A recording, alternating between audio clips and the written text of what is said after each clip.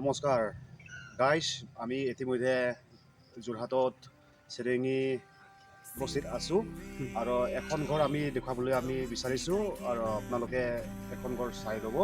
আমি এখন ঘৰ আপোনালোকক দেখুৱাই আছোঁ। এই প্ৰথমে আমি ষ্টাৰ্টিঙৰ পৰা লাষ্টলৈকে আমি দেখাবলৈ চেষ্টা কৰিছোঁ। আহক।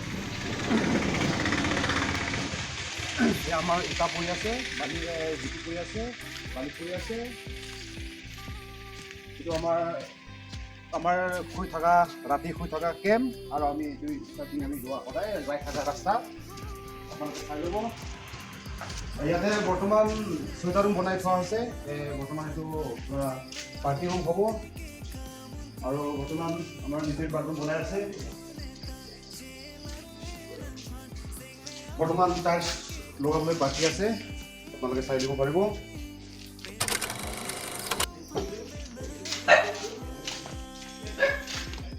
চাইডত এটা আছে, এইটো বাথৰুম হ'ব, আপোনালোকে নিজে চাই ল'ব।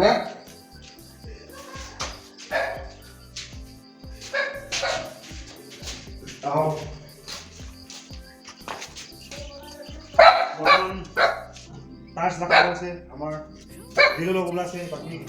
আৰু আমি ওপৰ হৈ বৰ্তমান চিৰি হৈ আমি গৈ আছোঁ। আহি ল'ব আপোনালোকে। অলৰেডি এখন ঘৰ কমপ্লিট হ'বলৈ এতিয়া হৈ আছে।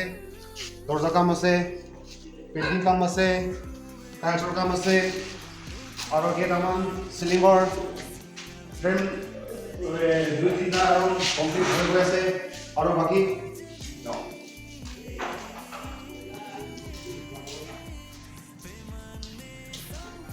আৰু এটা আছে বনাবলৈ বাকী। চিলিং ফ্ৰেম বনাই থোৱা হৈ আছে, আপোনালোকে চাই ল'ব।